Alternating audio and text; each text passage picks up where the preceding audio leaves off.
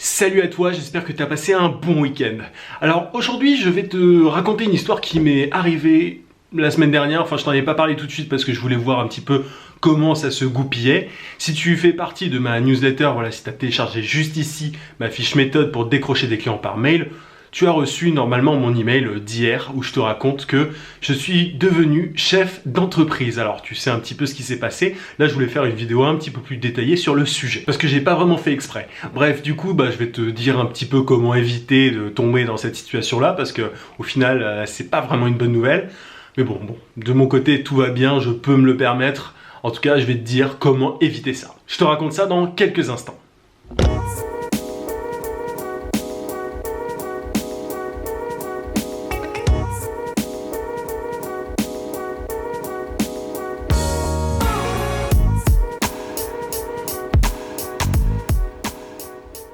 Alors, pour t'expliquer, si tu suis régulièrement mes vidéos, tu sais que quand tu te lances en freelance, le meilleur statut au début, c'est le régime du micro-entrepreneuriat. En gros, tu as un plafond, tu as 32 900 € à ne pas dépasser sur l'année, de janvier à décembre, mais tu as tout un tas d'avantages. Tu n'as pas beaucoup de charges. Enfin voilà, c'est assez simple en gros. Moi quand je me suis lancé il y a 10 mois environ, j'étais dans ce statut-là. Mais les choses ont marché assez bien et de manière assez rapide. Du coup, j'arrivais à grands pas vers ce plafond-là. Mais je savais pas trop quand est-ce que j'allais le dépasser. J'ai pas trop fait gaffe. En gros, voilà, j'étais assez serein. Je m'en suis pas trop préoccupé. Et là, j'ai reçu un courrier la semaine dernière qui me disait que en décembre, j'avais dépassé un plafond. Alors, c'était pas le plafond de 32 900 €. C'était un autre plafond vu que je m'étais déclaré en tant qu'auto-entrepreneur, en tant que micro-entrepreneur en cours d'année. C'est un plafond dont j'avais pas du tout connaissance. Donc, je te conseille déjà, si tu es dans le même cas, de regarder, de demander à l'URSSAF, de les contacter pour leur demander en décembre combien tu ne dois pas dépasser. Moi, c'était un calcul un petit peu bizarre et puis ça dépendait aussi de ma situation. Parce que je bénéficiais de l'ACRE qui me permettait d'avoir des déductions. En gros, j'avais 8% de charge, un truc du genre. Donc c'était particulièrement bas. Là, j'ai appris que la semaine dernière, j'étais dans le régime de l'entreprise individuelle. Ça fait de moi un chef d'entreprise. Bon, j'exagère un petit peu. Et là, en tout cas, j'ai beaucoup plus de charges. Je suis à environ 40% si je compte le tout. Voilà, parce que tu as tout un tas de trucs. J'ai la TVA maintenant. Avant, je ne payais pas la TVA. Maintenant, c'est 19,6% de ce que je gagne chaque mois.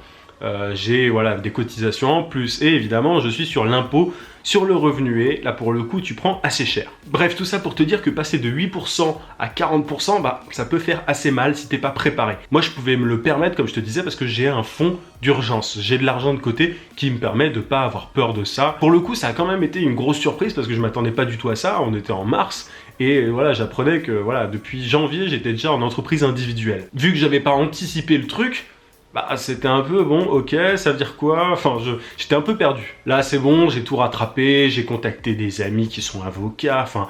Du coup, maintenant, je suis à peu près calé, et...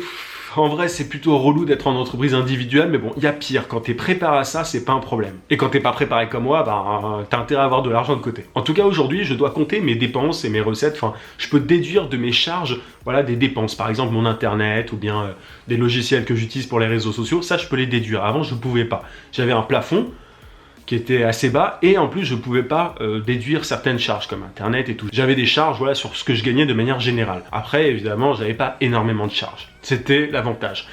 Mais là du coup je dois revoir un petit peu les choses, je dois m'organiser un peu plus et là j'ai déjà commencé et j'avais attendu un petit peu avant de de te parler de tout ça parce que je savais pas trop comment ça allait se passer. Maintenant je suis à peu près au clair. En tout cas c'est une bonne leçon pour le coup parce que la paperasse, quand t'es micro-entrepreneur, c'est pas bien compliqué, mais il faut vraiment faire attention à ne pas dépasser ce plafond. Si tu n'as pas d'argent de côté, pour le coup, ça aurait pu être fatal si j'avais eu seulement 2 mois de salaire d'avance, de côté, quoi.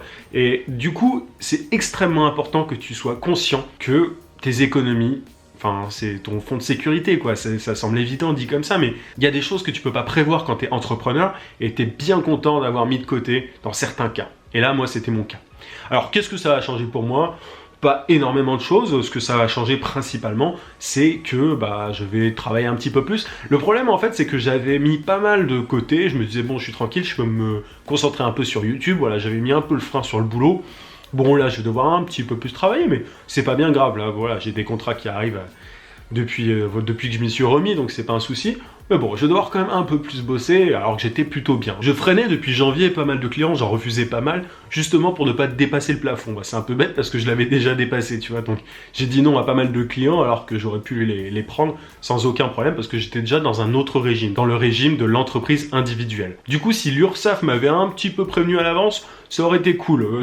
Ça m'aurait évité de perdre autant d'argent. Mais bon, tant pis. Tu sais ce que c'est l'administration. En tout cas, voilà, je sais pas encore exactement combien de temps je vais rester en entreprise individuelle. Là maintenant, j'ai plus de plafond, donc je peux y aller, hein, je peux me faire plaisir. J'ai plus besoin de freiner, j'ai plus besoin de refuser des clients. Mais au bout d'un certain moment, il me semble que c'est pas très avantageux de rester en entreprise individuelle. Il vaut mieux passer à un autre statut, donc peut-être la SAS ou quoi. Enfin, il faut encore que je me renseigne là-dessus. Mais c'est important parce que pour le coup, je vais pouvoir partager avec toi ce qu'il faut que tu fasses une fois que tu as dépassé le régime du micro-entrepreneur. Ma mauvaise aventure va te servir de leçon. C'est plutôt pas mal. Je suis un petit peu ton gilet pare-balles pour le coup. Je fais les erreurs pour toi. C'est plutôt cool. Dans tous les cas, quand je te dis qu'il faut que tu aies de l'argent de côté, c'est pas des bêtises. Tu vois, là, vraiment, enfin, c'était vraiment vital pour moi. Si je l'avais pas eu, bah voilà, j'aurais perdu de l'argent, quoi. Donc, avant de te lancer, surtout, tu mets de côté, tu ne te lances pas du jour au lendemain sans avoir d'argent de côté. Le fonds d'urgence, c'est vraiment ton filet de sécurité. Voilà un petit peu l'anecdote que j'avais envie de partager avec toi. J'ai dépassé de 300 € le plafond, je suis passé de 8 à 40% de charge. Donc fais super attention.